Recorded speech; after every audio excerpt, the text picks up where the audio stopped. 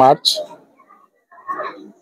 আমাৰ বিশ্ব স্বাস্থ্য সংস্থাৰ উদ্যোগত 3 মাৰ্চ দিনটো বিশ্ব শ্ৰৱণ দিৱস হিচাপে পালন কৰা হয় ৱৰ্ল্ড হিয়াৰিং ডে।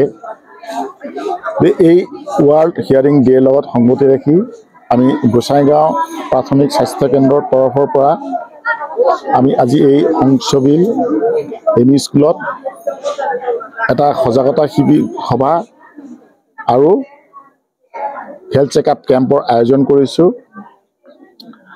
আমি মুখ্যতঃ আমি 18 বছৰৰ তলৰ ল'ৰা ছোৱালীক বিভিন্ন বেমাৰ আদিৰ চিকিৎসা আমি কৰিম।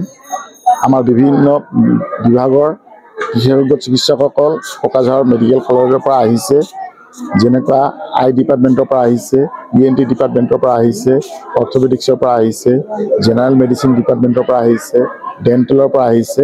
এনেকুৱা আমাৰ 6টা বিভাগৰ পৰা আমাৰ বিশেষজ্ঞসকল আহিছে।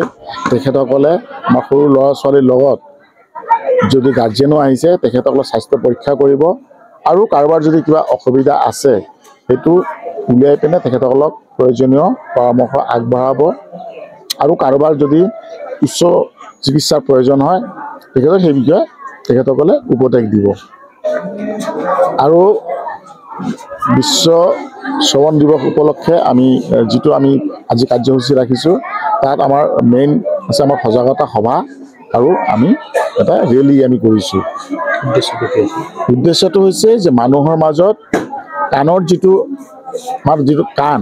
কাণৰ যত্ন আমি কেনেকৈ ল'ব লাগে, আমি দৈনন্দিন জীৱনত আমি কি ভুল কৰোঁ, কাণৰ যত্ন যিখিনি লোৱা উচিত নহয় বা যিখিনি বস্তু আমাৰ ক্ষতি কৰে সেইখিনি বস্তু আমি কৰিব নালাগে, সেই বিষয়ে ৰাইজৰ মাজত সজাগতা স্থাপন কৰা।